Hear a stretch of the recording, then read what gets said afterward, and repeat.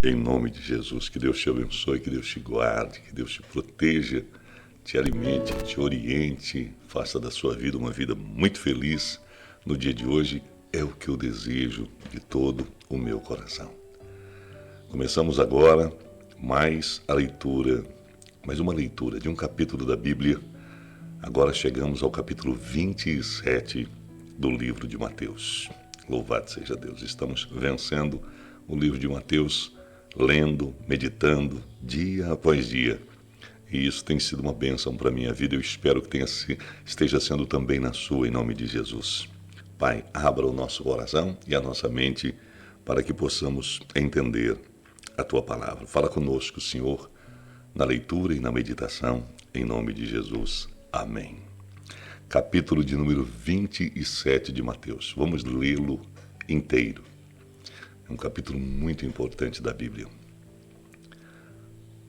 Ao romper o dia, todos os principais sacerdotes e anciãos do povo entraram em conselho contra Jesus para o matarem. E amarrando-o, levaram-no e o entregaram ao governador Pilatos.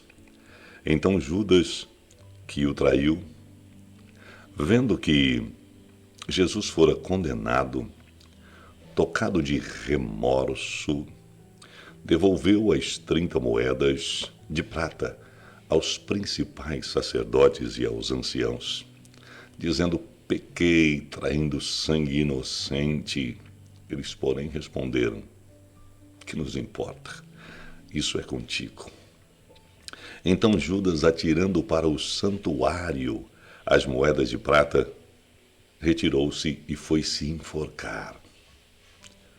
E os principais sacerdotes, tomando as moedas, disseram: não é lícito deitá-las no cofre das ofertas, porque é preço de sangue.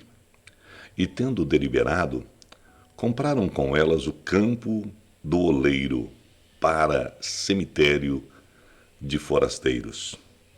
Por isso aquele campo tem sido chamado até o dia de hoje Campo de Sangue. Então se cumpriu o que fora dito por intermédio do profeta Jeremias.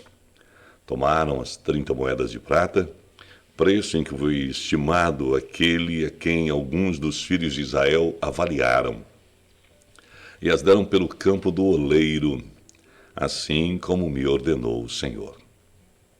Jesus estava em pé ante o governador, e este o interrogou, dizendo: és tu o rei dos judeus? Respondeu-lhe Jesus: tu o dizes. E sendo acusado pelos principais sacerdotes e pelos anciãos, nada respondeu. Então lhe perguntou Pilatos: não ouves quantas acusações te fazem? Jesus não respondeu nenhuma palavra, vindo com isso admirar-se grandemente o governador. Ora, por ocasião da festa, costumava o governador soltar ao povo um dos presos, conforme eles quisessem. Naquela ocasião, tinham eles um preso muito conhecido, chamado Barrabás.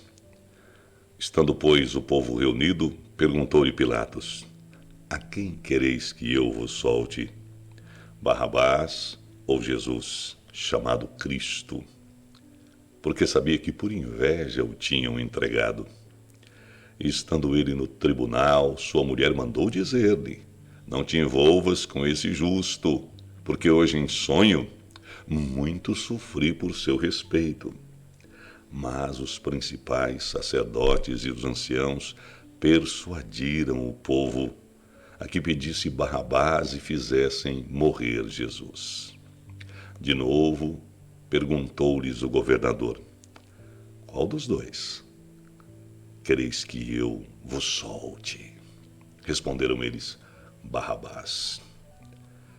Replicou-lhe Pilatos: que farei então de Jesus chamado Cristo?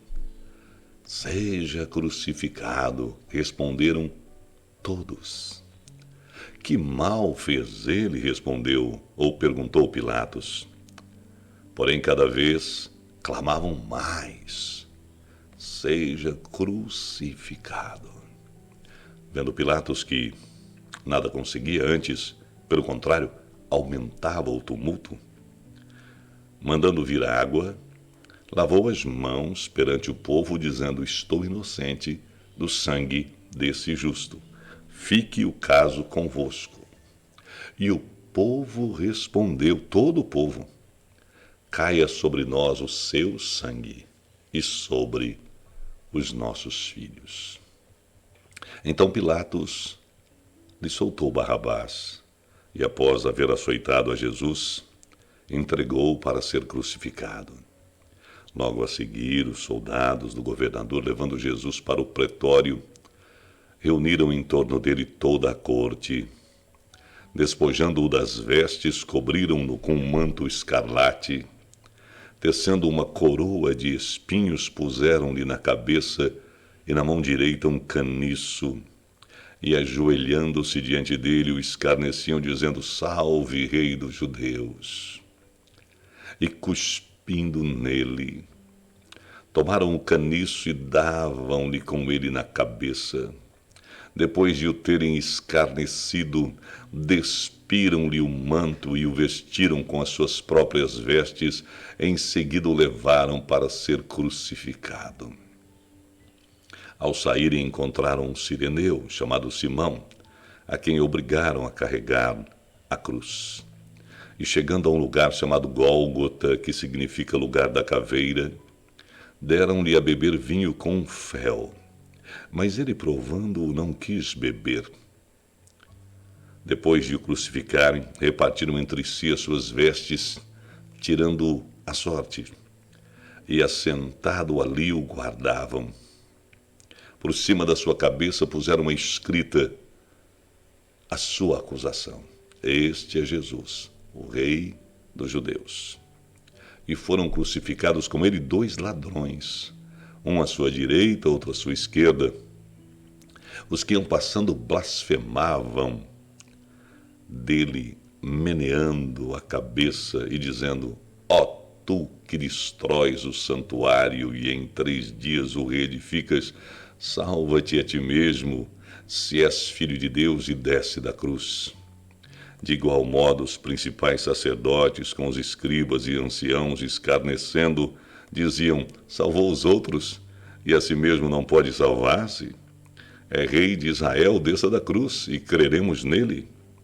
Confiou em Deus, pois venha livrá-lo agora, se de fato lhe quer bem, porque disse: sou filho de Deus.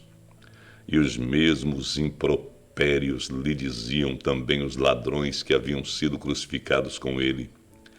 Desde a hora 6ª até a hora 9ª houve trevas sobre toda a terra.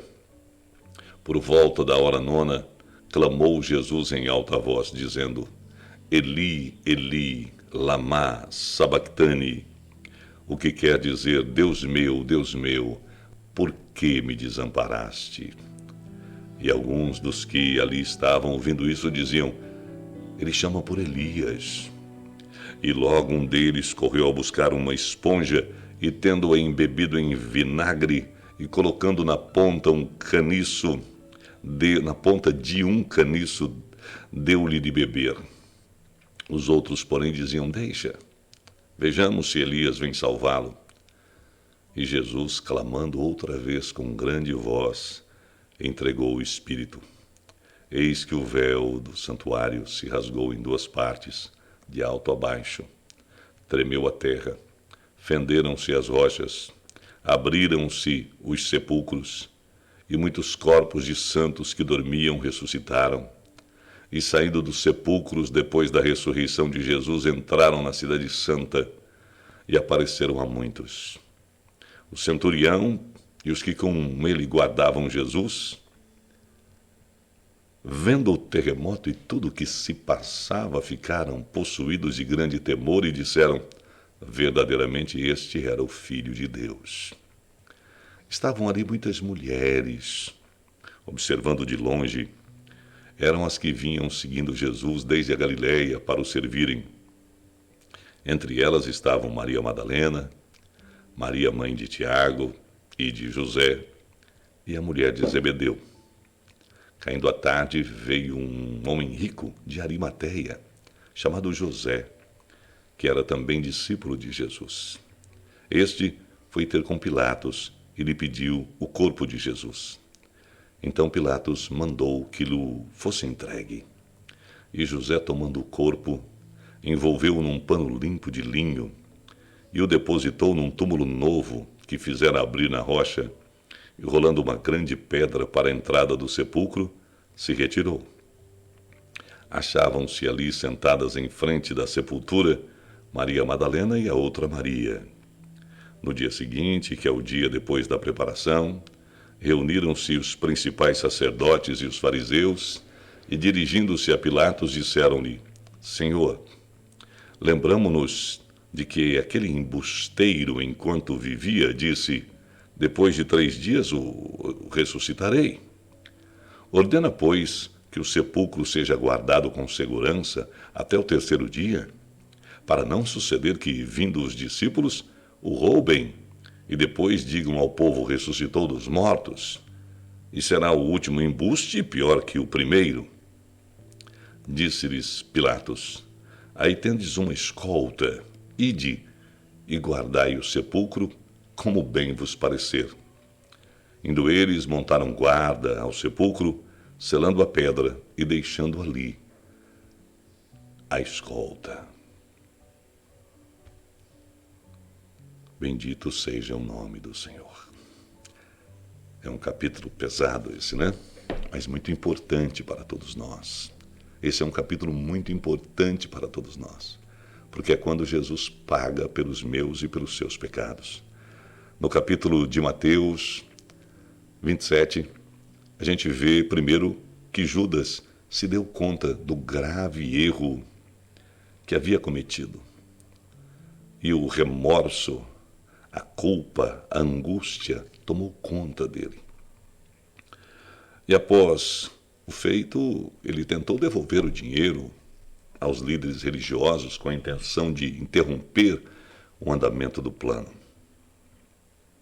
Foi zombado, e a indiferença de homens invejosos, gananciosos e hipócritas piorou a sua angústia e levou Judas ao suicídio. De acordo com o contexto, Jesus havia acabado de ser preso e foi traído por Judas e negado por Pedro. Além disso, numa história paralela, Mateus narra o destino de Judas depois de tentar devolver as 30 moedas de prata sem sucesso. Ele atira as moedas no santuário e decidiu tirar a sua própria vida. Jesus dá a sua vida. Judas busca a sua morte. Interessante isso, né? O texto diz: e chegando amanhã, todos os principais sacerdotes e os anciãos do povo tomaram conselho contra Jesus para o matarem. E eles agrediram Jesus, levaram Jesus, entregaram a Pôncio Pilatos, governador. Essa reunião, de manhã cedo, no Sinédrio, foi convocada para compensar os procedimentos ilegais da noite anterior, entendeu? Eles fizeram tudo lá na casa de Caifás, no palácio onde ele morava. Prenderam Jesus, agrediram Jesus, arrumaram testemunhas falsas. Agora eles tinham que encontrar um jeito de legalizar aquilo. Então levam Jesus até Pôncio Pilatos, governador, que tinha o poder de absolver, de condenar não com a morte, com outro tipo de pena, ou de condenar à morte, inclusive, na cruz. De acordo com a lei judaica, os juízes tinham que conduzir e concluir julgamentos capitais é julgamento de morte, durante as horas do dia. A lei também proibia a condução de julgamentos na véspera do Shabá, do sábado. Os líderes judeus, e sexta-feira é véspera de sábado, né? Foi quando aconteceu o julgamento, e a condenação de Jesus na cruz do Calvário. Então isso eles deixam para o governador, que é romano, fazer. Os líderes judeus também necessitavam tramar e assegurar a aprovação romana para a pretendida execução de Jesus. Pôncio Pilatos era o governador romano da Judéia. O título governador era uma tradução aceitável do título latino, vamos supor, a prefeito de um lugar. E também foi usado para Pilatos e para um outro personagem importante daquela época, Joséfo. A Bíblia diz então que Judas, o que o traíra, vendo que ele fora condenado, arrependeu-se e devolveu as 30 moedas de prata aos principais sacerdotes, dizendo: eu pequei, eu traí sangue inocente. Eles falaram: problema teu, isso não é problema nosso. Por que Judas fez isso? Porque trair sangue inocente é uma ofensa abominável, segundo o Antigo Testamento, em Deuteronômio 27, versículo 25, que resultava numa maldição divina. A pessoa que traz sangue inocente automaticamente é amaldiçoado por Deus. Então Judas viu que isso iria acontecer com ele, como aconteceu. A reação dos principais sacerdotes e anciãos mostra que eles constataram ali que Jesus era inocente. Percebeu? Trair sangue inocente é problema teu. Então eles sabiam que Jesus era inocente. Mesmo assim, eles tramaram, eles queriam a morte, eles queriam matar Jesus. Nós estamos falando de sacerdotes, de homens que deviam defender a vida, que deviam servir a Deus, que deviam cuidar dos seus irmãos judeus, que era o caso de Jesus. Mas eles não estavam preocupados com isso. A inveja fazia com que eles quisessem a morte daquele que fazia milagres extraordinários. Então Judas lança as moedas de prata no templo e foi se enforcar. Alguns judeus, eles acreditavam que os criminosos recebiam a expiação de Deus por meio de sua execução. Uma vez que compreendeu o horror de seu crime, tomado de remorso, Judas deu fim à própria vida, talvez esperando obter essa expiação. Mas somente uma morte traz expiação, a de Jesus Cristo. Pelo contrário, o suicídio piora a situação daquele que cometeu uma maldade, enviou outro para ser crucificado sem que ele tivesse feito nada de errado. Além disso, esse outro, levado até lá, fez com que ele ganhasse moedas, ganhasse dinheiro, o objetivo era financeiro. E aí Judas, com esse remorso, vai tirar a própria vida. E os principais sacerdotes, tomando as moedas de prata, disseram: não vamos colocá-la no tesouro, porque são preço de sangue. E compraram com elas o campo de um oleiro para a sepultura de estrangeiros. Por isso aquele campo tem sido chamado campo de sangue. Esse versículo dá a entender que Mateus escreveu o seu evangelho antes da destruição de Jerusalém, em 70 depois de Cristo. Então, o primeiro evangelho que foi escrito foi o de Marcos, possivelmente entre 55 e 60 depois de Cristo, 25, 30 anos depois que Jesus foi crucificado, e Mateus foi logo depois, um pouquinho depois, por conta de que ele escreve, falando coisas assim sobre Jerusalém, que, se tivesse sido escrito depois, teria que ser mudado, porque Jerusalém foi destruída. O capítulo 27, no versículo 9, diz assim: então cumpriu-se o que foi dito pelo profeta Jeremias, dizendo: eles tomaram as 30 moedas de prata, preço do que foi avaliado, que os filhos de Israel avaliaram, e deram-na pelo campo do oleiro, assim como ordenou o Senhor. Olha que interessante. Jeremias já tinha feito a profecia de que isso aconteceria quando Jesus fosse crucificado.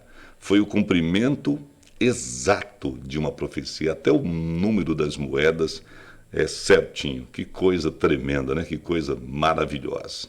Que coisa maravilhosa. Você vai ver depois, no texto lindo, maravilhoso do capítulo 27 de Mateus, que Jesus é agredido. Pilatos, então, lava as mãos, como se lavar as mãos livrasse Pilatos da condenação de Deus. Ele falou, olha, o problema é de vocês, eu vou lavar minhas mãos. Não, ele tinha o poder, ele tinha consciência, a própria esposa falou com ele. Isso ensina a gente que muitas vezes a gente é avisado, até pela esposa, pelo marido, pelos irmãos, pela palavra, por um louvor, por um pastor, enfim. E a gente tem que tomar muito cuidado para não cometer injustiças, como Pilatos cometeu. Segunda coisa importante também, aquela multidão foi influenciada pela igreja de então a ir contra Jesus. É muito perigoso ir pela multidão. Quando se está no meio de uma multidão, tende-se a parar de se pensar corretamente, racionalmente, pelos valores que você tem e começar a pensar como a multidão. Você vê isso acontecendo com pessoas que estão assistindo lutas de boxe, lutas de MMA. Você vê aquele mundo de gente torcendo para que um bata no outro, torcendo para que o outro bata no outro, fazendo apostas ali. E é uma histeria coletiva, vendo um homem agredir o outro, um homem bater no outro por esporte, para ganhar dinheiro. Você vê isso nas arenas. Hoje os estádios não são mais chamados de estádios no Brasil, são chamados de arenas. E você vê as torcidas de times de futebol brigando nos estádios e brigando nos metrôs e brigando em tudo quanto é lugar. Agredindo, sendo agredidos, vidas sendo tiradas, dinheiro sendo investido, a mídia, o marketing. Cuidado em ir pelo raciocínio da multidão. A mesma multidão que tinha recebido no domingo anterior Jesus, lá com o jumentinho, lembra? Hosana nas alturas, bendito que vem em nome do Senhor. É a mesma multidão que estava ali. A mesma multidão que estava ali. E agora eles gritavam, clamavam sem parar, crucifica-o. E ele foi agredido pelos soldados, e ele foi crucificado. E ele sofreu, e ele pagou pelo meu pecado e pelo seu. E ele pagou pelo meu pecado e pelo seu. E aí José, lá de Arimateia,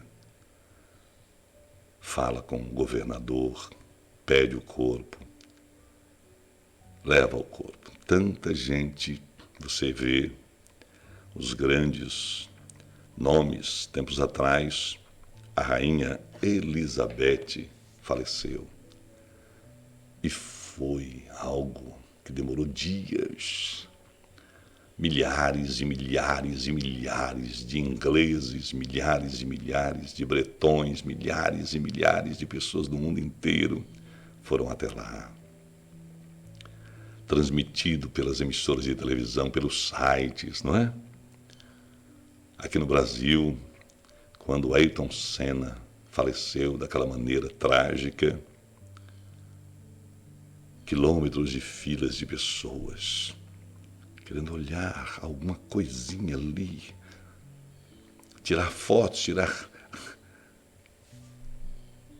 Jesus não foi assim. Não. Jesus, ele foi sepultado rapidamente.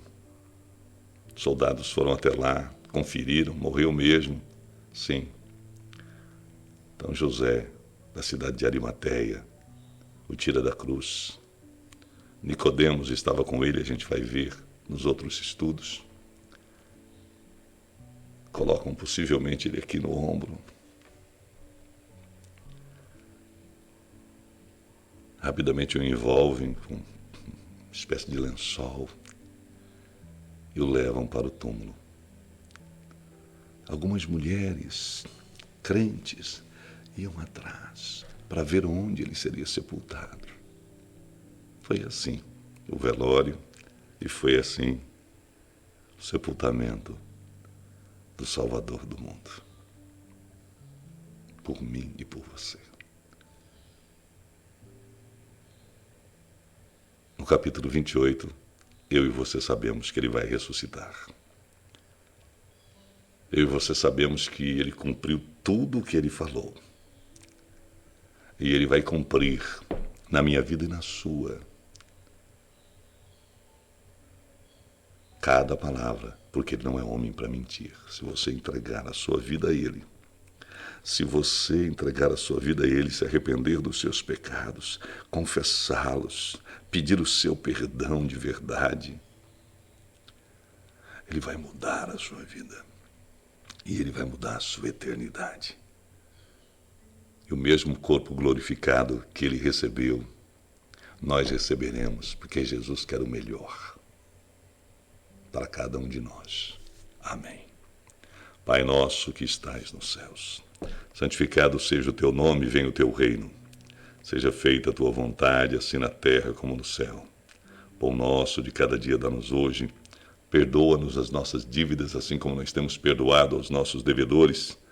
E não nos deixes cair em tentação, mas livra-nos do mal, pois teu é o reino, o poder e a glória para sempre. Amém. Um abraço, Deus te abençoe e até amanhã com o capítulo 28, o último capítulo de Mateus.